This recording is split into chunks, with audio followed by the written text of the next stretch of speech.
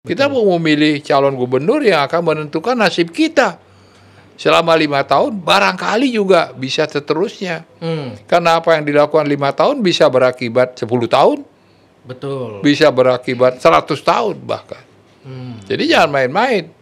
Yang satu rasanya agak sulit untuk berubah.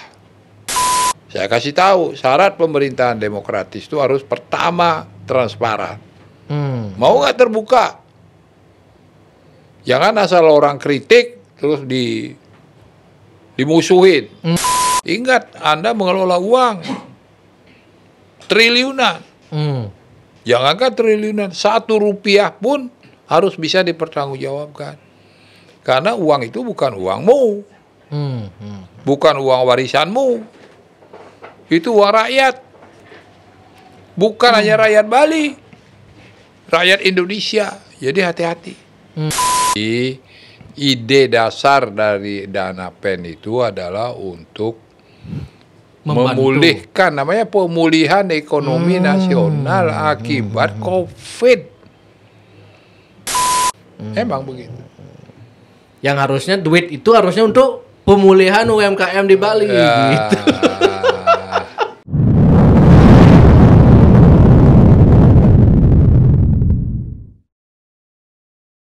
Om Swastiastu. Om Swastiastu. Selamat datang kembali. Selamat sore. Bapak Mangku Pastika. Setelah berapa kali saya teror di WA lagi. Akhirnya Pak Mangku masih bersedia. Saya kira Pak Mangku udah nggak mau lagi podcast loh. Oh, enggak. Saya setiap saat emang karena kesibukan kan. Oke. Menjelang akhir dari tugas saya sebagai anggota DPD, ada beberapa pekerjaan yang harus diselesaikan. Siap. Ya itu aja. Pokoknya matur suk semua. Terima kasih Pak Mangku Terima sudah kasih. berkenan. Sama-sama. Saya juga datang. terima kasih diundang oleh salah satu podcast ternama dan paling top di Bali. Wis, terima kasih Pak Jag Mangku. Bali. Emang Pak Mangku suka nonton video? Oh iya, saya nonton. Semua saya nonton. Sebelum Erwin kirim ke saya udah nonton. Udah ada notifnya berarti ya? Udah ada. Pak Mangku, biar lebih jelas suaranya agak didekatkan dengan mic dikit. Oke. Siap. Ya. Itu bajunya kok warna biru muda sekarang Pak Mangku? Apa karena sudah menjelang pilgub nih kan? Nggak, saya memang suka warna biru ya. Oh gitu, siap. Dari dulu ya. Ini baju lama sekali, mungkin ada udah 2 tahun lebih. Oke. Dan saya punya 3 3 yang mirip-mirip begini. Ya. Nanti saya pakai sekali lagi, datang yang lain lagi. Siap. Ya, tidak ada hubungannya dengan paslon. Oh, tidak ada hubungannya. Nggak. Tapi di luar konteks itu Pak Mangku kan baju ini saya suka kan, beda kan. Di luar konteks itu Pak Mangku kan sekarang saya lihat di video itu mendukung dalam konteks pilgub, mendukung paslon dari Kim Plus. Ya. Nah, kita tahu bahwa di Bali konstelasinya sekarang kan Koster Giri dan Mulyawan pas gitu. Pak D. Gajah dan Pak Agus Suratyono. Ya. Saya lihat Pak Mangku lebih mendukung atau istilah kekiniannya cawe-cawe lah gitu. Cawe-cawe. Cawe-cawe. Seperti Presiden Jokowi katanya dulu kan. Ya. Nah, kenapa Pak Mangku harus cawe-cawe dan lebih mendukung Pak D. Gajah dan Pak Agus ini dibandingkan Pak Koster Giri, Pak Mangku? Ya, sebagai warga negara kita kan memang harus memilih. Ini kewajiban. Oke. Ya, di samping hak juga kewajiban sebagai warga negara yang baik, karena kita berada sekarang ini tahapan pilkada ya. Kita akan memilih pemimpin kita di tingkat daerah, gubernur, bupati, wali kota, serentak lagi. Jadi ya kita harus ikut. Pertama harus menentukan pilihan. Walaupun nanti pilihan yang di bilik suara kan rahasia itu. Oke. Ya siap. luber. Tetapi bagi saya juga punya kewajiban moral untuk ikut secara rasional untuk menentukan pilihan saya sebelumnya apabila diminta. Oh, berarti ada yang minta Pak Mangga? Ya, artinya misalnya calon manapun yang datang ke saya tentu saja akan banyak bertanya. Misalnya apa visi dia, apa pandangan dia, apa mimpi dia untuk Bali. Ya, saya merasa saya punya kewajiban moral untuk tahu. Karena suatu hari ya Erwin pasti undang saya. Oke. Pertanyaannya pasti itu. Pasti itu. Kenapa gitu? Nah, kenapa? Kan bener kan? Pertanyaan pertama kan itu kan? Ya.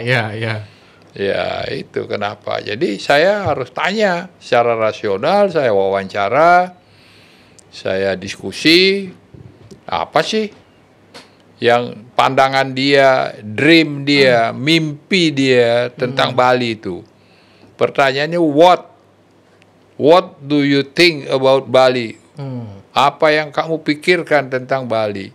Kan harus dong. Kita mau memilih calon gubernur yang akan menentukan nasib kita. Selama 5 tahun, barangkali juga bisa seterusnya.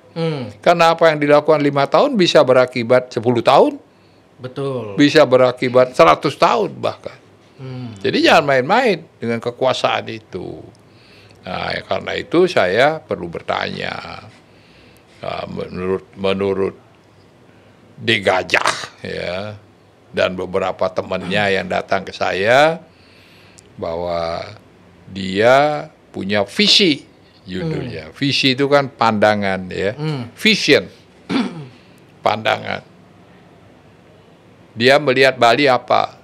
Dia pengen apa Bali itu? Mau bawa kemana Bali itu? Itulah vision. Jadi ini dia katakan Bali Dwipa Jaya. Apa itu Bali Dwipa Jaya? Saya bilang, kalau dilihat secara harfiah, Bali pulau yang jaya. Kan begitu kan? Dwipa itu kan pulau artinya. Iya. Cukup dengan itu? Tidak. Itu hanya kata awal. Berarti apa itu kalau begitu? Bali yang bagaimana? Dia bilang Bali yang maju, oke. Mulia katanya, dari kata mulia, unggul, lestari, ajeg, dan sejahtera. Jadi yang maunya dia, Bali itu, Bali Dwipa Jaya itu adalah Bali yang maju. Belum pertanyaan saya berikutnya lagi, apa yang kamu maksud dengan maju? Ya, kan harus detail. Ya, apa yang unggul? Maju memang kemana majunya? Bagaimana majunya? Harus jelaskan kepada saya. Terus, unggul, lestari, apa maksudnya? Ajeg, apa yang dimaksud dengan ajeg? Kan itu semua orang bisa bicara begitu kan? Iya, ada orang bicara macam-macam kan, pasti tafsirannya lain-lain. Tapi bagi seorang mulia, De Gajah, apa itu? Nah, bagi dia, yang namanya maju itu adalah bergerak, dinamis. Oke, good. Maju ke depan, bukan mundur ke belakang, bukan turun ke bawah, bukan melambung ke langit, tapi maju ke depan. Oh, good. Saya bilang, gimana majunya? Dinamis, sesuai dengan perubahan yang terjadi, adaptif, selektif. Terus kalau gitu kita mau meninggalkan dong adat istiadat budaya. Oh enggak, justru kita harus selektif, kita harus ada priority, mana prioritasnya untuk yang mana, supaya kita tidak tercabut dari akar budaya, adat, dan agama. Oh, bagus kalau begitu. Jadi mengikuti perubahan, tidak mandek, tidak mundur, tapi ke depan pun maju itu harus selektif. Tidak semuanya main ditelan aja, juga yang bergerak ke depan, perubahan itu. Sesuaikan dengan diri kita. Ya, itu adaptif. Ya, artinya menyesuaikan diri dengan perubahan. Terus unggul, apanya yang unggul? Apa dimaksud unggul? Kan begitu, dan seterusnya itu. Dan spesifik, sampai spesifik gitu ya? Oh iya, saya kalau nanya kan begitu. Karena visi yang jelas itu akan gampang diikuti.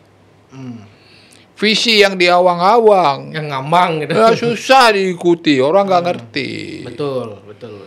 Jadi yang betul unggul adalah mampu bersaing baik di tingkat nasional maupun global. Apanya yang unggul? Manusianya. Alam kita harus unggul. Harus indah. Terus apanya lagi? Budayanya harus unggul. Terutama manusia sumber daya. Itu harus unggul. Kita cuma sedikit di Indonesia, harus mampu bersaing. Supaya mampu bersaing harus kualitasnya harus di atas mereka. Ya kalau rata-rata aja bagaimana mau bersaing? Ya, benar. Harus lestari. Alamnya harus lestari. Konsepnya adalah Trihita Karana. Terus harus ajeg. Ajeg itu apa maksudnya? Ajeg itu harus jeg-jeg, berdiri jeg-jeg. Tegak, kokoh. Menghadapi ancaman apapun. Kriminalitas, terorisme, bencana, harus tetap kokoh dia. Nah itu. Dan sejahtera. Tujuan akhir kan sejahtera. Oke. Sukarte sekala landi skala. Oh cocok kalau begitu. Nah tinggal kemudian kalau begitu apa visinya?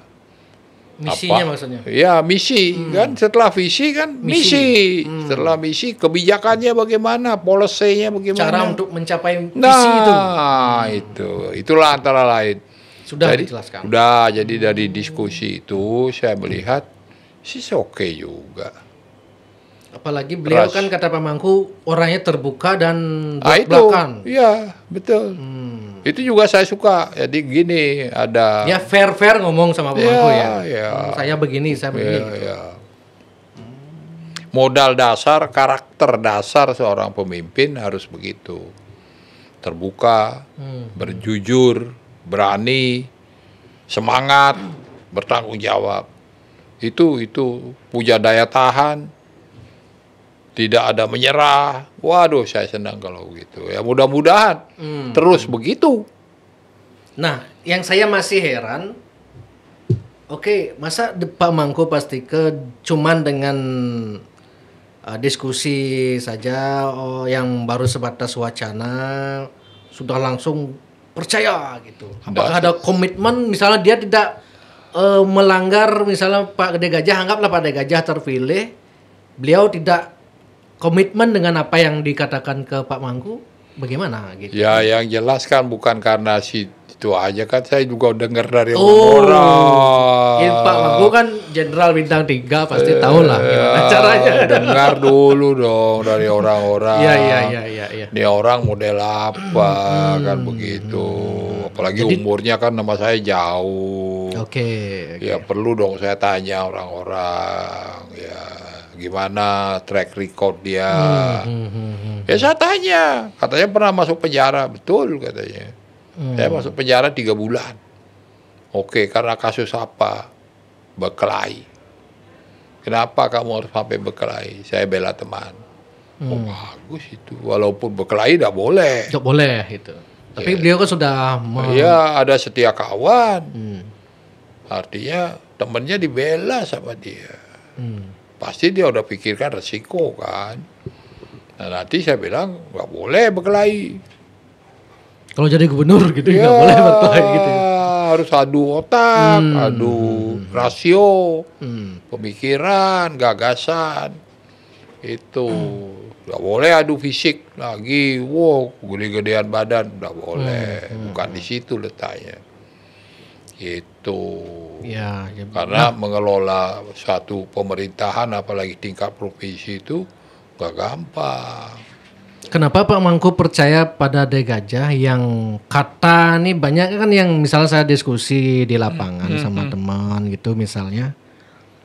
Kalau dibandingkan Koster dengan Pak De Gajah kan jauh nih sepak terjangnya gitu. Pak De Gajah baru sebatas wakil ketua DPRD Denpasar dulu. Pak Koster sudah di provinsi jadi gubernur di DPR RI 3 periode gitu. Nah, kemudian bagaimana apa yang membuat Pak Mangku yakin terhadap Pak De Gajah itu? Jadi kita pilihan cuma 2 ya. 2, Koster dan Ya, Gajah. ya, kalau pilihan cuma 2 kan kita harus pilih 1. Betul, betul. Kalau yang 1 rasanya agak sulit untuk berubah.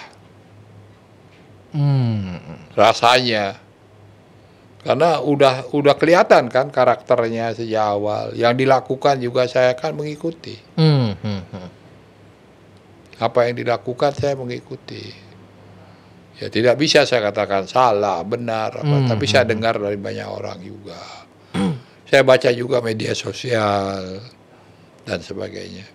Kalau yang 1 kan masih mungkin untuk kita benerin. Berarti Ada harapan. Pak Mangku lebih memilih yang masih bisa dibentuk daripada yang sudah. Masih ada harapan. Mudah-mudahan. Oke. Tergantung kita nanti gimana kita mengawasinya. Katanya Karena harus diawasi. Harus diawasi. Betul. Nah, saya bilang, saya setuju nggak kalau pemerintahan ini pemerintahan demokratis?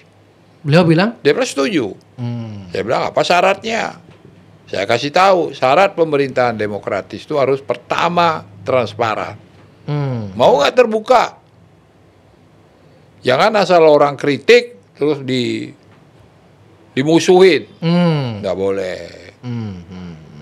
Harus transparan. Mau terbuka. Karena pejabat publik nggak boleh sembunyi-sembunyi. Nggak boleh. Itu namanya pejabat publik. Yang kedua akuntabel. Akuntabel itu bertanggung jawab.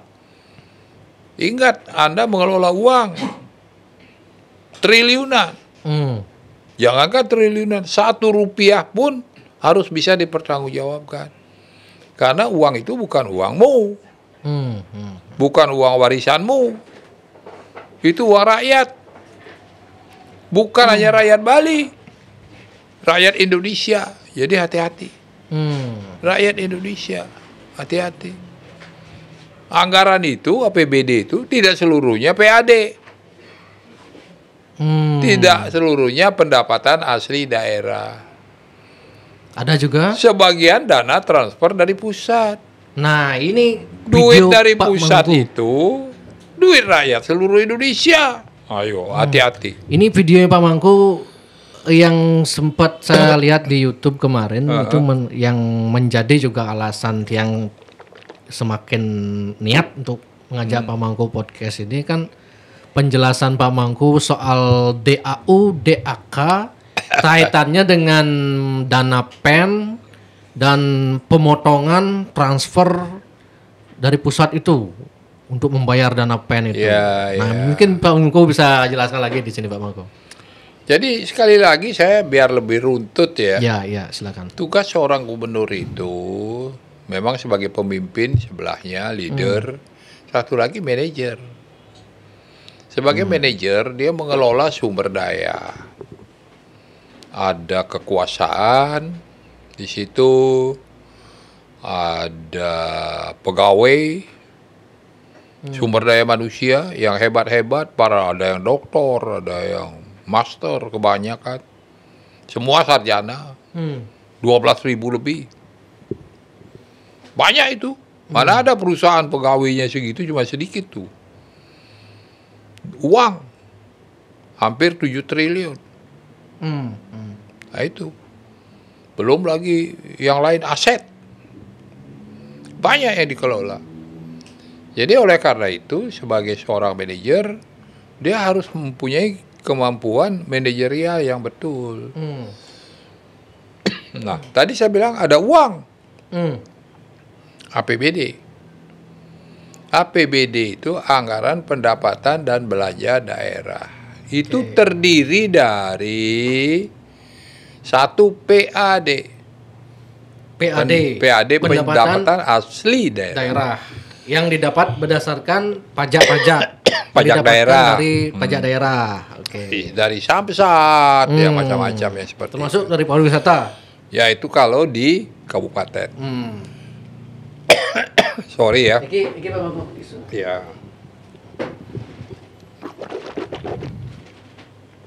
Oh ditanya begini saya jadi semangat sama Erwin. Ya. Jadi PAD pendapatan asli daerah, terutama dari pajak dan retribusi namanya. Oke, berarti itu uangnya rakyat Bali. Termasuk uangnya Erwin, uang saya, punya motor kan, punya mobil, bayar samsat kan. Bayar samsat, Pajak. kemudian beli, misalnya saya perokok, beli rokok pun cukai, ada cukainya itu. Nah, itu yang kedua, sumber duitnya dari transfer TKD namanya, transfer keuangan ke daerah dari pusat. Itu ditransfer setiap 5 tahun atau Setiap tahun. Setiap tahun. Nah, dana transfer itu terdiri dari DAU, Dana alokasi umum, DAK, dana alokasi khusus, ada dana bagi hasil. Erwin merokok, bayar cukai rokok, cukainya itu dipungut oleh pusat, bukan oleh daerah. Pusat, Tapi nanti pusat membagi lagi ke itu daerah. namanya dana bagi hasil. Oke. Nah, itu dana bagi hasil. Juga ada dana kalau daerah yang punya sumber daya alam, punya minyak, punya gas, punya aluminium, punya nikel, punya batu bara, dia dapat dana bagi hasil sumber daya alam. Kita nggak punya, jadi kita nggak dapat. Itu. Terus ada juga dana hibah. Nah, Hibah dari pemerintah pusat kepada pemerintah daerah. Ada lagi dana insentif daerah. Karena daerah itu berprestasi ceritanya dalam pengelolaan keuangan WTP terus, ya nanti dapat dana insentif daerah dikasih oleh pusat. Itulah dana-dana yang masuk. Untuk provinsi, nah dana alokasi umum itu biasanya untuk gaji dan tunjangan-tunjangan. PNS kita itu dibayar oleh pemerintah pusat. Bukan pemerintah daerah yang bayar. PNS, bukan pegawai kontrak ya. Pegawai kontrak dulu dibayar oleh daerah. Nah sekarang dibayar oleh pusat. P3K namanya. Pegawai pemerintah dengan perjanjian kerja. Namanya pegawai kontrak. Itu. Nah DAK, dana alokasi khusus, ini biasanya untuk membiayai program-program prioritas nasional yang ada di daerah. Termasuk juga hal-hal khusus yang diusulkan oleh daerah ke pusat. Berarti daerah bisa mengusulkan. Bisa mengusulkan. Ya. Kalau pemerintah pusat setuju dan duitnya ada, dikasih kita. Ini makanya pentingnya satu jalur ini biar kepentingan DAK ini berarti ya. Ya DAK, dana lain nanti ada lagi. Ya di samping dana-dana yang ditransfer itu ada berupa proyek. Dari pusat, program dari pusat, karena pusat juga punya kewajiban di daerah. Contoh jalan nasional, bendungan, danau, pantai, sungai, banyak itu ke tugas pusat yang berada di daerah itu. Nah, itu juga perlu komunikasi yang baik. Antara daerah dan pusat ya. Daerah dengan pusat. Itu makanya selalu dibilang satu jalur, satu apa.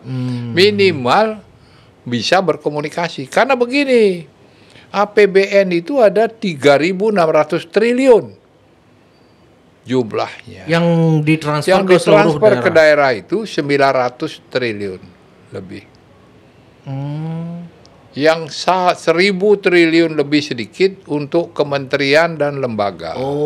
Kementerian dapat ya. Nah, 1.000 triliun lebih lagi dikelola oleh Menteri Keuangan sebagai bendahara negara. Itulah yang nanti biasanya untuk hibah, untuk bayar hutang negara, berikut itunya apa namanya, bunganya, untuk bayar subsidi. Ini kan subsidi semua ini. Listrik subsidi, BBM subsidi, beras subsidi, gula subsidi. Itu harus dibayar. Nah, itu jadi kementerian dan lembaga itu kan nggak punya daerah dia. Ya daerahnya ya di daerah-daerah provinsi dan kabupaten itu. Jadi kalau dia mau bangun apa, ya tergantung daerah itu.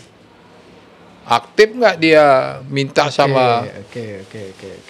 pusat itu. Siap. Itu. Wih, ini penting menurut saya ini Pak Mangku dimengerti, dan Pak Mangku sudah mau menjelaskan ini karena menurut saya banyak sekali yang awam soal APBD ini.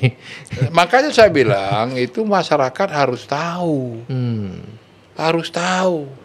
Karena kalau dia nggak tahu, ya akhirnya haknya nggak ngerti. Kewajibannya nggak tahu apa. Ini katanya ada sate nih. Ini kita Sate. sambil menikmati sate Waduh, Pan Bingin. mantap. Pak Mangku makan babi? Waduh, penggemar babi. Maaf, daging babi itu daging yang paling enak dan paling sehat. Oke, siap. Oke. Ini sate Pan Bingin ini Oh. termasuk UMKM yang dibentuk semenjak adanya pandemi COVID-19, Pak bagus, Mangku. bagus, Ya, bagus. jadi banyak yang PHK nih. Bagus. Ini yang punya ini karena dia punya jiwa sosial yang tinggi sehingga dia merekrut orang-orang yang PHK itu Iya. biar dapat kerjaan. Iya. Ini orang-orang yang seperti ini patut kita berikan penghargaan. Ya, karena secara real, nyata sudah berbuat untuk meringankan beban sesama saudara kita. Itu penting sekali dan saya sangat setuju. Ini harus di-endorse nih. Coba katanya enak. Coba Pak Mangku. Katanya enak sekali katanya. Enak ini.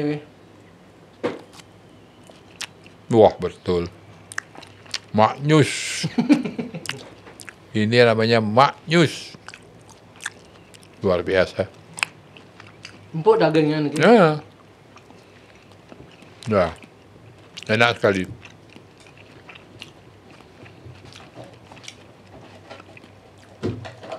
Kita lanjut sambil makan Pak Mangku. Ya.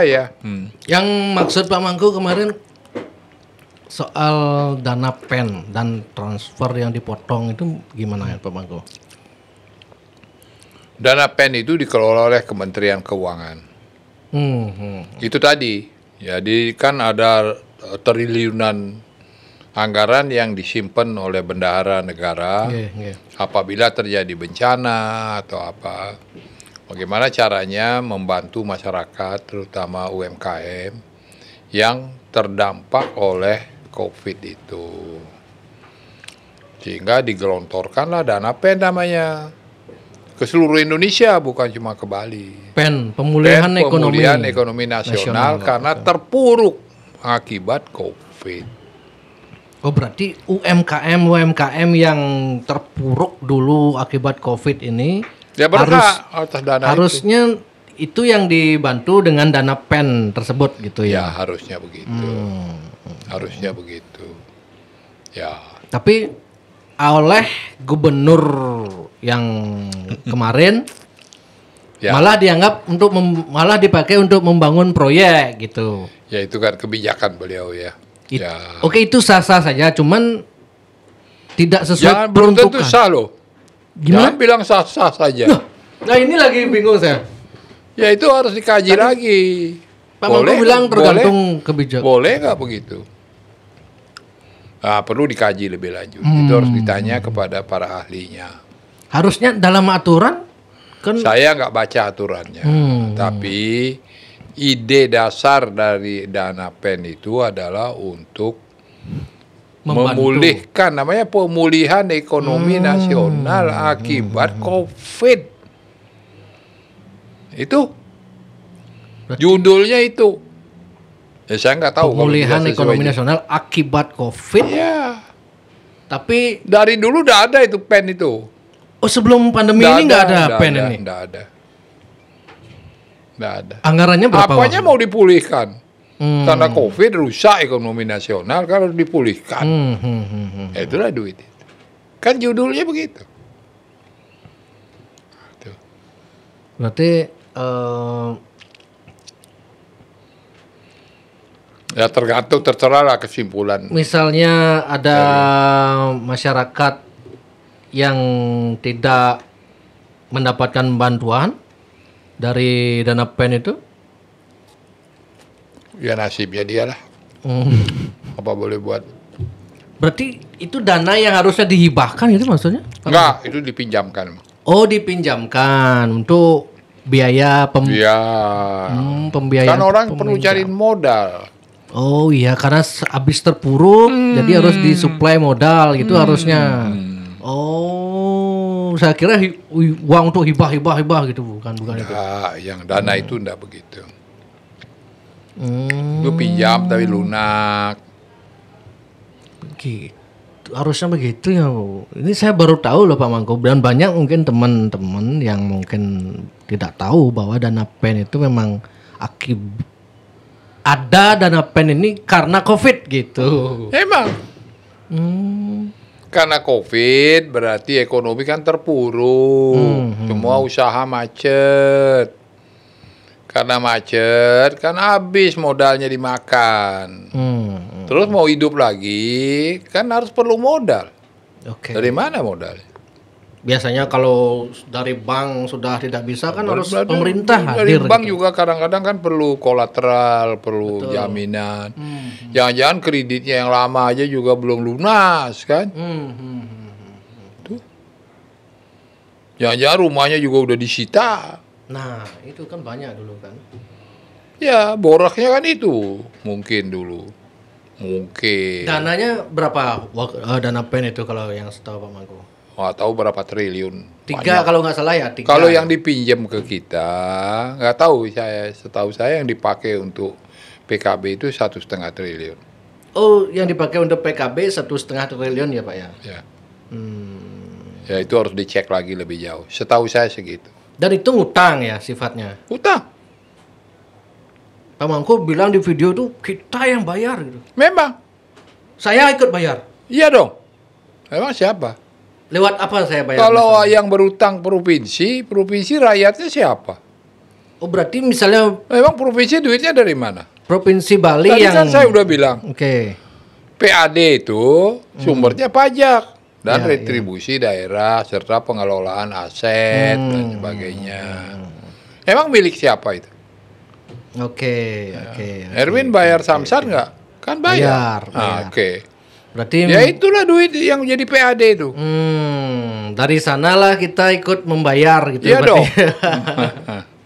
Oke. Memang tidak dari PAD langsung dibayar ke situ, DAU kita dipotong. Ya harusnya dapat DAU misalnya 1,5 triliun atau 1 triliun, ya dipotong 250 miliar tiap tahun. 200. Padahal itu untuk gaji. Apa terus pegawai nggak digaji? Terus duitnya dari mana diambil untuk bayar gajinya, nambah ke situ? Ya dari PAD itu diambil. Dari pajaknya Erwin itu. Yang harusnya Kan ikut bayar jadinya. yang harusnya dari duit pajak itu bisa dipakai untuk Wah, untuk yang lain-lain. yang lain-lain.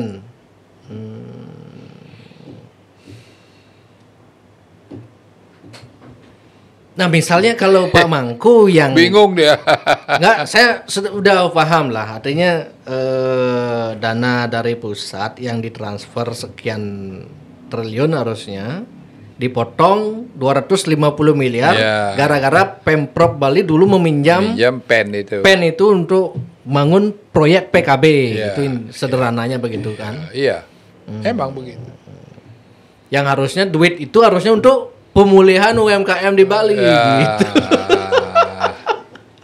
Makanya saya tertarik ngomong ini karena saya menganggap masyarakat belum banyak yang tahu. Ya. Nanti habis ini Pak Koster, aduh saya malas dah sama Erwin lagi. Gitu. Saya harap Pak Koster tidak baper ini Pak Saya Koster. hanya bicara fakta, faktanya begitu. Iya, justru Saya Pak Koster harus menjelaskan. Tidak ada gitu. rasa saya sentimen dengan apa enggak. Tidak ada. Ya, faktanya begitu. Nah, kan banyak yang bilang begini. Saya waktu itu kan masih anggota DPD. Jadi saya juga kemarin rapat terakhir dengan Menteri Keuangan. Ada rapat kita undang Menteri Keuangan dan beliau hadir tuh, Sri Mulyani, Oh ya? dengan wakilnya Thomas Jiwandono. Sekaligus pamitan juga sama kita, mungkin partnernya. Saya sampaikan itu. Bu Menteri kok tega banget sih motongin DAU kami. Ya dia bilang habis itu kan utang, memang harus dibayar, bukan uang saya. Ya bisa nggak suatu hari tidak usah bayar utang? Nanti tanya sama Menteri Keuangan yang baru katanya. Berarti bisa asal kebijakan menteri. Ya, nanti tergantung gubernurnya. Bisa nggak? Nah ini kepentingan satu jalur ini lagi kan. Itu juga, iya kayaknya. Kalau gubernurnya beda jalur, mungkinan tidak dikasih. Gitu. Saya nggak tahu ya. Nah, begitu kan memang ada peraturannya, tapi peraturan itu kan masih bisa dibijaksanai sepanjang tidak merugikan terlalu banyak. Mungkin bagi negara Republik Indonesia duit 1,5 triliun ya nggak gede-gede amat lah. Tapi bagi kita kan besar. Itu 250 miliar itu kalau dipakai bedah rumah, kalau 30 juta satu unit, bisa bangun 3.000 unit, hanya 90 miliar. Bisa bikin si mantri. Bisa nolong orang sekolah. Kan banyak. Gede loh duit 250 miliar. Nah anggaplah misalnya kalau Pak diputihkan, wah bagus itu. Terima kasih. Nah, bisa diputihkan nih Pak Mangku? Ada kemungkinan bisa. Ada kemungkinan bisa. Karena kita harus bercerita juga tentang APBD kita yang agak sakit ini. Sakitnya agak parah nih. Nah ini defisit ini Pak Mangku banyak yang bingung sepertinya kayaknya ini. Ini defisit APBD ini gimana sih gitu? Kok bisa? Begini ya, dalam sistem perencanaan APBD kita, APBN juga begitu. Biasa itu ada defisit. Nah, beda loh defisit dengan utang. Jangan samakan. Defisit itu beda kriterianya dengan utang. Defisit itu biasanya memang sudah direncanakan defisit. Kenapa? Karena sudah siap duitnya. Sisa tahun yang sekarang ini berjalan. Misalnya dalam sistem perencanaan APBD 2025 ditulis ada defisit misalnya 300 miliar atau 200 miliar, ada tuh tidak boleh lebih dari sekian persen, ada ketentuannya. Defisit loh. Nah, tapi defisit sekian ini sudah siap untuk membayarnya berupa silpa. Sisa lebih silpa. Perhitungan anggaran pada tahun ini 2024 ini. Udah dihitung itu kira-kira akan lebih itu duit kita sekian. Kenapa bisa ada duit lebih? Nah, karena begini, misalnya kita ada program atau proyek atau apa yang harga perkiraan sendiri HPS-nya misalnya 1 miliar. Setelah dilelang, lelang, ternyata ada penawaran 900 juta. Kan lebih 100. Itu harus dikembalikan. Itu dikumpulin itu. Yang begitu-begitu. Jadilah itu yang namanya silpa. Silpa, bukan silva. Bukan F, tapi P. Oh iya. Sisa Kecuali nggak bisa bilang P, harus F terus kan. O-flat. Oke, Pak. Ada orang yang bisa begitu. Betul. Nggak bisa bilang O-flat. O-flat. O-flat gitu ya. Bukan silva, silpa. Silpa yang benar. Oke. Ya, sisa lebih penghitungan anggaran. Ya. Ditutup dengan itu. Jadi selesai urusannya. Tidak boleh pakai utang. Tuh, kalau bisa sejauh Terus mungkin. kalau di Provinsi Bali yang katanya Sekarang di samping defisitnya jauh melebihi ketentuan, yang kedua masih ada utang. Kan ini problem nih. Menurut Pak Mangku yang selaku mantan gubernur, penyebabnya defisit ini apa di Bali? Ya, penganggaran yang tidak sesuai dengan pendapatan. Misalnya Erwin punya penghasilan 5 juta sebulan, tapi pengeluaran Erwin 10 juta kan? Itu pengeluaran yang tidak terencana atau Direncanakan, contohnya bikin PKB, kan berencana itu. Bikin Turia Pada, tower. berarti emang Bali merencanakan untuk defisit berarti emang ini? Bukan merencanakan defisit.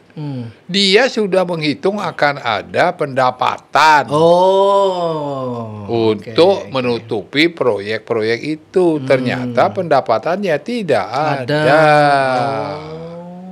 Itu aja. Oke. Itu sebabnya. Penyebabnya karena proyek belum selesai atau apa? Bukan, karena memang tidak jadi orang. Kan yang diperhitungkan PKB itu saya dengar akan ada investor yang mau berusaha di itu membeli berusaha investasi lah di situ 600 apa 700 miliar. Ternyata tidak jadi. Tidak jadi. Saya tidak tahu kok udah pernah kontrak apa tidak. Atau baru omong-omong. Jangan-jangan baru omong-omong dipercaya kemudian. Saya nggak tahu. Itu harus tanya yang orang yang menangani urusan itu. Begitu juga rencana pendapatan dari ITDC. Soal sewa aset provinsi di situ. Juga dihitung berapa ratus miliar gitu. Padahal itu juga belum ada hitam di atas putih. Kayaknya kalau ada kan enak bisa dikejar. Oke. Tekor lah. Misalnya anggaplah Pak Mangku jadi gubernur waktu masa COVID itu, Pak Mangku. Saya membayangkan, gimana kalau Pak Mangku Pastika jadi gubernur? Apa yang kira-kira dibuat waktu dalam kondisi seperti itu gitu, Pak Mangku? Apa yang harusnya dibuat? Sebenarnya gini, Bali itu punya nilai tawar tinggi ke pusat. Ya, artinya hal-hal yang bisa sudah dibuat oleh pusat itu bisa kita ambil adopsi, sehingga kita tidak perlu ngeluarin duit sendiri. Itu dulu. Itu dulu, ya. Kemudian ya tentu saja penghematan di segala bidang yang lain, yang tidak perlu. Waktu itu kan juga karena COVID kan banyak online. Harusnya makan minum kan tidak ada. Oh iya, harusnya bisa penghematan. Kan? Harusnya rapat-rapat kan tidak ada. Harusnya perjalanan dinas kan tidak ada. Oh, harusnya bisa dipangkas semua ya. Dari situ uang itu ada lah. Untuk apa dananya? Kalau beli vaksin kan vaksin dari pusat. Obat kan obat dari pusat. Kan tidak perlu kita. Jadi itu bisa dipakai tadi untuk menolong misalnya rakyat kita yang bangkrut, antara lain itu, seperti itu. Itu kalau menurut saya. Dan harus dijelaskan kepada rakyat, terutama tadi transparansi, akuntabilitas, sehingga rakyat tuh ngerti. Oh begini loh kondisinya, duitnya ada segini, saya nggak bisa minta macam-macam. Harus fair ke masyarakat. Fair. Sebenarnya rakyat Bali itu enak menurut saya, asal diberitahu dan diajak ngomong. Makanya Pak Mangku dulu rajin simakramo ke desa-desa. Bikin podium bebas bicara, pers yang terbuka. Pers itu penting banget. Karena dia kan yang menjembatani apa yang kita pikirin dan apa yang rakyat pikirin. Memang Pak Mangku kalau dibuat berita jelek itu nggak sakit hati Pak Mangku? Nggak. Bahkan kalau ada wartawan yang bisa memuat orang miskin, ekstrem misalnya orang tua terlantar, kan saya kasih hadiah. Saya kasih hadiah, bahkan pernah mendapat Bali Mandara Award. Tahu wartawan dari mana itu? Ya, karena itu perlu keberanian dia. Kalau dia nggak berani, ya bisa dia digebukin sama camat mungkin. Berarti pers yang mengkritik dengan fakta dan Itu harus dihargai, itu harus dihargai. kalau memang fakta bahkan bagus gitu. Iya, asal jangan fitnah. Caci maki tidak jelas. Ya, itu Dulu nggak terkenal boleh, itu nggak boleh. Pak Mangku konfliknya dengan siapa kan terkenal lah dulu, udah masyarakat udah tahu lah dulu kan. Nah, saya yang konflik, mereka yang pusing sendiri. Oh, mereka yang pusing sendiri. Gimana tuh ceritanya tuh? Mau diapain lagi nih bapak ini gitu kan mungkin dia. Mau dipenggal leher, udah macam-macam. Oh iya, ya beritanya ada macam. Iya, diabenkan di depan itu kantor itu saya, udah. Iya. Saya pikir ada angklung, Giromangku ngeleneng di situ, ada orang Mekidung. Pikir ini siapa, Pak? Rupanya ngaben, kata anak gua. Ngabenin siapa? Bapak, kata dia. Wah, boleh juga saya udah. Kalau saya masih hidup kan saya udah menwijati namanya. Udah diabenkan. Iya. Apa saya marah? Enggak. Saya diemin aja. Kayaknya setiap gubernur memang selalu mendapatkan kritik yang keras atau memang ditelanjangi benar oleh masyarakat ya. Ya wajar. Wajar itu Pak Mangku ya. Wajar. Tapi itu tadi solusinya adalah transparansi. Transparansi. Ajak bicara. Kalau mereka sudah kita ajak bicara, masa nggak ngerti? Saya yakin mereka ngerti. Saya yakin kuncinya di situ aja. Sebenarnya, itu yang saya harapkan juga dari Gajah. Jangan sembunyi, jangan sembunyi, bicara, ajak bicara rakyat itu, datangi mereka, karena mereka mau datang susah, Ya. kita yang harus datang. Itu makanya saya di luar konteks kontroversinya Pak Mangku juga kan gaya kepemimpinan Pak Mangku yang simekrame sama bebas bicara apa Tiap saja bulan itu. saya tidur di rumah rakyat di desa-desa. Oh iya, Pak Mangku juga rajin turun ke rumah orang-orang miskin itu Iya, tidur saya di situ. ya. Di Hotel Mulia namanya. Saya bilang itu Hotel Mulia. Hotel Mulia namanya ya. Gimana yang Pak Mangku rasakan tidur-tidur Ya di situlah kita bisa ngobrol kok langsung. Apa sih masalah mereka itu? Masalahnya adalah Iya, macam-macam. macam-macam. Beda-beda. Paling banyak Paling pendidikan. banyak mereka memang miskin turun-temurun. Turun-temurun miskin. Dari kakeknya udah miskin. Bapaknya miskin. Dia juga miskin. Akhirnya- Anak dia saya yakin miskin juga. Akhirnya mereka bermindset, oh nak mulokene oleh bidana. Nah, bukan begitu. Akhirnya dia terus terang aja memohon pemerintah itu turun tangan. Bisa memutus rantai kemiskinan itu. Karena kalau enggak, mereka enggak akan pernah bisa naik. Makanya Pak Mangku bikin Bali Mandara SMA itu. Ya macam-macam. Jadi itu ada siklus ya. Ada rantai kemiskinan itu. Orang yang miskin biasanya bodoh. Karena anaknya nggak bisa sekolah. Kalaupun sekolah salah-salah. Pasti. Setelah dia bodoh, dia sakit biasanya. Nggak ngerti sanitasi, nggak ngerti kesehatan. Akses kepada kesehatan tidak ada. Sulit, mahal. Akhirnya sakit. Setelah makin sakit, makin miskin. Oke. Makin bodoh, makin sakit. Lingkaran setannya itu ya. Terus menerus turun temurun. Nah, ini harus diputus. Siapa yang bisa mutus itu? Pemerintah. Murdaning jagat. Pemerintah. Pemerintah. Ya pemerintah kepalanya ya gubernur, ya bupati, ya wali kota, ya negara, ya presiden. Saya kadang-kadang berpikir pesimis Pak Mangku.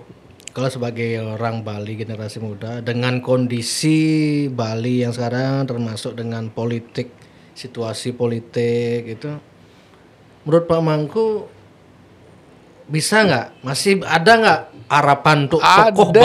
Ada. Jangan pesimis dan jangan skeptis. Nah itu. Dengan fakta realitas politik dan fakta yang ada itu. Mari kita bicara. Mari kita beritahu rakyat, ini loh hakmu, ini loh kewajibanmu. Harusnya begini, begini. Biar mereka tahu. Terus jangan kau ngomong, Nah, di Bali. bicara. Jangan sok alergi kepada politik. Walaupun tidak masuk partai politik, harus ngerti politik. Tetap harus ngerti. Ngerti. Buktinya ini kalau kita nggak ngerti politik kan kita jadi korban dari politik kan itu. Nah, ya itu. Jadi jangan dong jadi korban. Kita harus menjadi partisipatoris. Jadi kita makanya saya katakan tadi negara demokratis itu ada syaratnya 4. Transparansi, akuntabilitas, partisipasi publik. Kalau publik tidak tahu hak dan kewajibannya, bagaimana dia mau berpartisipasi? Betul. Jadi podcastnya Erwin itu salah satu tugasnya adalah mendidik masyarakat, memberitahu apa hak dan kewajibannya. Itu. Siap. Makanya Pak Mangku mau datang ke sini. Ya, mengedukasi. Karena Erwin bilang pengen tanya APBD. ya, APBD. Saya mau jelaskan. APBD itu terdiri dari ini, dan itu ada ahlinya yang menyusun itu. Dan itu mulai dari bawah sebenarnya. Ada namanya Musrenbang, Musyawarah Perencanaan Pembangunan, mulai dari tingkat desa. Tapi realitasnya Musrenbangnya ke kanan, realitas penyelesaiannya ke kiri gitu. Gimana Bisa itu? terjadi begitu, tapi makanya harus diawasi. Oh, maka harus ada pengawas. Harus ada yang bicara. Nggak cocok ini. Kami minta kamar tamu kok yang dikasih WC. Bisa terjadi itu. Karena ada kebijakan populis dan tidak populis. Nah, itulah. Jadi makanya itu pun harus kita pahami. Ada hal-hal yang seperti itu. Kita tidak bisa bicara A mesti A. Ya, kita lihat situasi itu seperti apa. Makanya saya bilang maju boleh, tapi harus adaptif dan selektif. Makanya saya baca 2 bukunya Pak Mangku ini, saya menyimpulkan. Jadi biar kita selalu mawas dan tidak, pokoknya biasa-biasa saja gitulah. Misalnya kalau dapat begini, jangan terlalu begini, ya begini. Karena paradok juga kalau saya baca ini. Misalnya kalau di inilah, satu sisi Pak Mangku nyuruh A, satu sisi nyuruh B gitu. Artinya biar di tengah lah, berarti gitu Pak Mangku ya. Sulit juga kadang-kadang di tengah. Pada saat misalnya kita harus memilih 2. Nah itu. Bagaimana mau di tengah? Tiba saatnya harus datang ke TPS dan harus nyoblos. Nah, kalau itu. nggak A ya B, kalau nggak 1 ya 2, kalau nggak 2 ya 1, kan begitu. Sama halnya beda antara independen dan netral. Netral. Ya. Kalau netral ya harus nggak boleh. Lalu 50-50 itu netral kan. Kalau independen ya saya tahu ini jelek, ini lebih bagus ya saya pilih ini, itu independen. Tergantung kepada interpretasi kita terhadap apa yang kita sebut netral dan independen juga. Betul. Ya silakanlah. Makanya setiap orang kan punya rasio, punya pemikiran, punya logika. Ya mari itu. Makanya harus sering bicara. Kalau nggak cocok, ya tinggal diomongin. Nggak cocok dengan yang ini gitu. Ya. Kenapa bisa Bapak tulis begini? Kan begitu. Boleh nggak saya? Boleh. Saya ulas sedikit isi bukunya Pak Mangku. Boleh aja. Ini bagian pertama, renungan tahun 2013. Itu lagi seru-serunya. Lagi seru-serunya ini. Ini ada bagian menarik, bagian D, perlu duit banyak. Zaman Pak Mangku berapa duit habis itu Pak Mangku? Duit banyak katanya. Saya nggak bisa hitung. Puluhan miliar gitu. Ya nggak juga. Saya kan nggak punya duit banyak sebenarnya. Nggak tahu siapa yang bayar. Masyarakat ngongkosin dirinya sendiri banyak. Ya, itu kalau dihitung duit ya banyak. Dia ngongkosin dirinya sendiri gimana? Bikin baliho sendiri bikin. Bikin baju sendiri bikin. Bikin pertemuan dia ngongkosin dirinya sendiri. Terus gimana? Mau dihitung berapa? Saya kalau mau dihitung susah. Ngeluarin duit pribadi sih nggak banyak. Ya banyak. Ini Makanya lagi. saya merasa berhutang kepada rakyat itu. Bayangkanlah mereka yang mati-matian milih saya. Nggak pakai gaji, nggak Ya, pakai apa. Yang Bali kandang banteng itu loh, Pak Mangku bisa menang dulu kan, luar biasa sekali kan. Kalau nggak kena alam dulu Karena kan. begini ya, saya itu kan betul-betul bekerja untuk rakyat. Hmm. Bukan bekerja untuk elit tertentu, bukan. Untuk rakyat betul. 100% program Bali Mandara itu adalah untuk rakyat. Rakyat yang menengah ke bawah lagi. Coba aja lihat. Saya percaya dah. Bedah rumah untuk siapa? SMA, SMK Bali Mandara untuk siapa? Gerbang Sadu untuk siapa? Si Mantri untuk siapa? Itu para petani kita yang tidak pernah seumur hidup dari kakeknya punya sampi. Selama ini ngubuk sampi tapi ngadas. Sekarang kita si Mantri kita kasih dia sampi. Milik bapak ini. Bukan ngadas. Kan keren. Untuk siapa itu? Jadi kalau mau bicara pro marhaen, program Bali Mandara itu 100% itu marhaen. Kalau marhaen itu artinya rakyat kecil, wong cilik. Itulah wong cilik yang sebenarnya. Yang sesungguhnya itulah wong cilik. Nah, saya bekerja untuk itu kok. 100%. Mana ada sih gubernur tidur di rumah rakyat yang dibedah? Saya belum lihat sih sekarang. Enggak. Kecuali zaman jelang-jelang pemilihan biasanya baru. Enggak, saya enggak selesai. Kalau Pak Mangku kan ya saya tahu lah konsisten loh. Tiap bulan itu. Betul. Ayo. Dan jadi kan relatif mudah. Kalau saya mau pilkada tinggal datangi aja si mantri itu berkunjung ke situ lagi, ngecek kuda bengelah sampi. Ya kan? Nggih. Kan enak. Nggak usah kampanye khusus. Kan nggak pakai duit. Siap. Datangin ke rumah sakit, ada yang habis operasi, siapa yang bayar? Kuda maya. Dan tiang tan maya, kata naur dia. Sira naur, Pak BM katanya. Siapa? Sira BM itu ternyata Bali Mandara dia nggak Oh tahu. gitu. JKBM kan waktu Oh itu iya ada. iya. JKBM. Oke, ada yang menarik mana itu ya? Oh, ya saya senang bacanya itu. Kadang-kadang saya baca jelang tidur tuh ketawa-ketawa aja sendiri bacanya begitu Pak Mangku. Ya. Itu kan tulisan yang tidak pakai reference. Tidak ada catatan kaki di situ, tidak ada. Berarti Pak Mangku ini bikin tulisan ini Ya suka-suka saya sendiri. berdasarkan pengalaman jadi Apa yang saya pikir.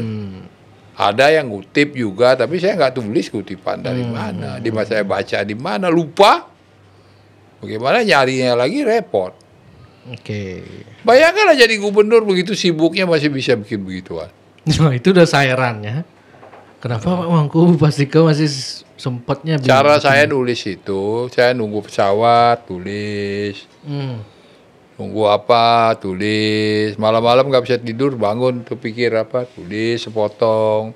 Oh, lewat sepotong kertas. Sepotong kertas, kertas. Staf saya itu tinggal dia kumpulin. Merangkai aja. Dikumpul sama dia, diketik, udah itulah dia. Nggak juga merangkai. Oke. Orang saya ada yang saya tulis di buku kecil.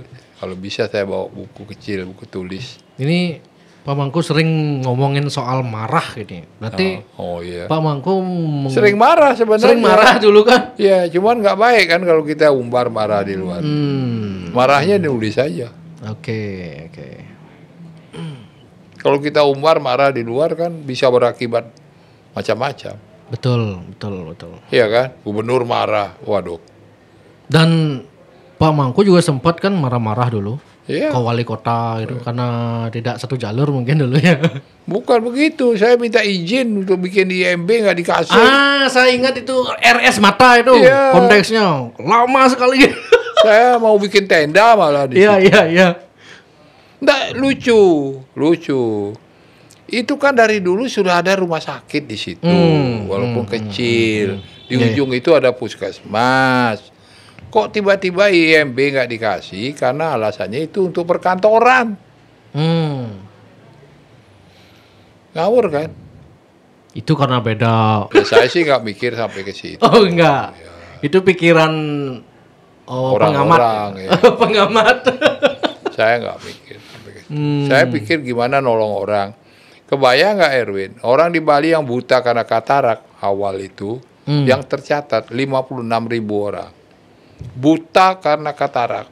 Oke. Sedangkan kemampuan kita mengoperasi dengan ada 2 kamar operasi di rumah sakit itu dan 1 mobil yang bisa dibawa keliling.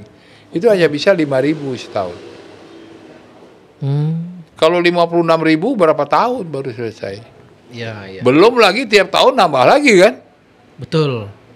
Jadi kapan mau selesainya? Kasihan kan? Orang hanya katarak, operasi 10 menit melek. Tapi karena dia tinggal di desa, dia nggak ngerti, dia miskin, dia putus asa. Terima aja. Tapi dia kan sudah terhalang, nggak bisa ngarit. Tidak produktif jadinya Tidak ya. produktif lah. Harus dituntun sama cucunya atau Ya, siapa, tergantung hidupnya sama orang. Kan kasihan ya. Makanya saya bilang ini harus diperluas.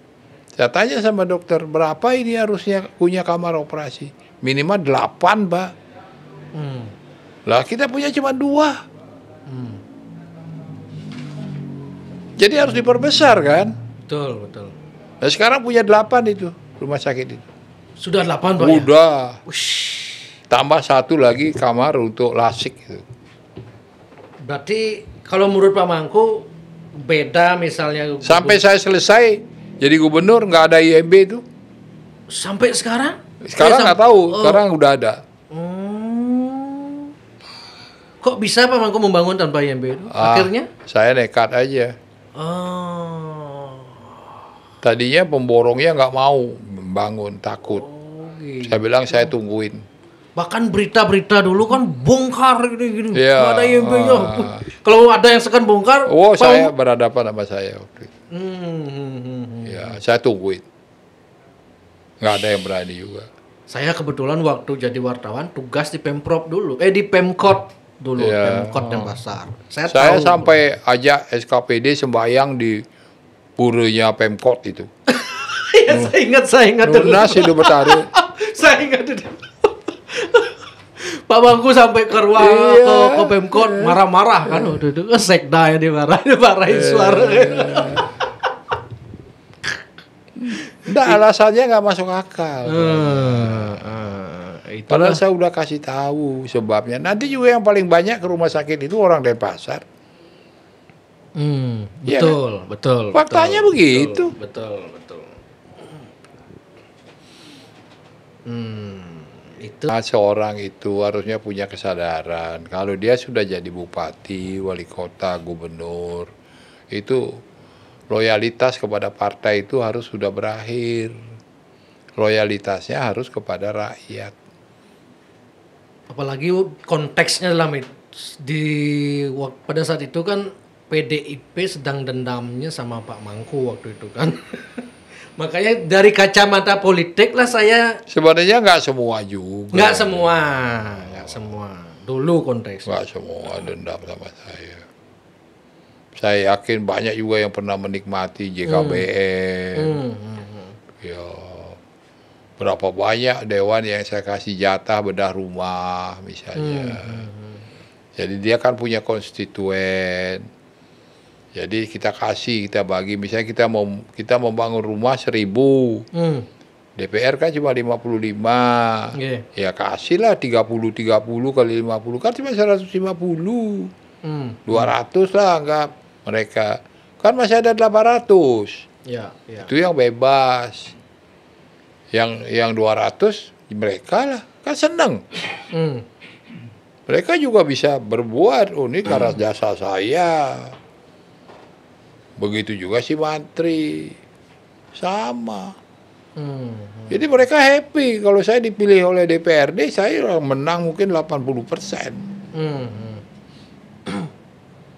Tuh.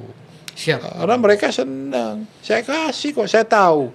Mereka juga perlu wibawa sama konstituennya. Kan tidak boleh jalan sendiri. Ngerti kok saya. Sangat ngerti. Boleh tanya deh. Tidak ada saya. Harus ini, harus sama saya perlakukan sama semua. Karena saya Demokrat, saya diusung Demokrat terus. Enggak juga. Enggak. Saya bilang, begitu saya duduk, terpilih, dilantik, maka loyalitas kepada partai, kelompok, golongan berakhir. Di komitmen di awal ya? Sebelum Itu seharusnya begitu. harusnya begitu kan, tapi realitasnya kok nggak bisa begitu Pak Ya, Mangku? kalau ada yang nggak begitu, mari kita omelin. Jak Bali lah yang omel, Harusnya. harusnya. Siap Pak Mangku. Iya Saya dengar dong. Pak Mangku nanti mau bikin semacam LSM gitu. Jak Bali siap nggak untuk ngomelin itu? Siap. Oh, iya. Boleh nggak gitulah? Ya boleh lah, kenapa Nggak, tidak? kan ada yang biasanya baper kalau gini main gini nanti gitu kan. Ya kasih tahu deh, jangan baper. Nggak mau. Harusnya dulu sampai di giniin loh leher saya dulu. Ya, di depan di jalan dulu. ya resiko itu. Oke Pak Mangku. Oke, Terima kasih banyak ini Pak Mangku. satenya enak.